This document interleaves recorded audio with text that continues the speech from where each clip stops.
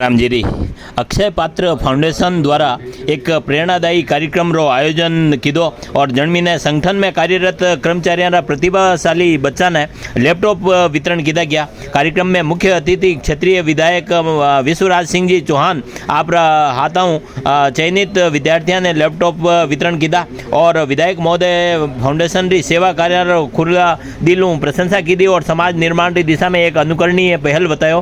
कार्यक्रम दौरान अक्षय पात्र नाथ द्वारा रीजनल मैनेजर श्री अमित केसवा, अक्षय पात्र नाथ द्वारा क्लस्टर मैनेजर चंद्र सिंह राठौड़ और रीजनल एचआर प्रमुख राजेश कौशिक उपस्थित था। मंच पर उपस्थित अन्य विशिष्ट अतिथियों भी एक स्वर में फाउंडेशन की सेवाओं ने सराहना की थी और कार्यक्रम समापन पे विद्यार्थियों का उज्जवल भविष्य की कामना की थी।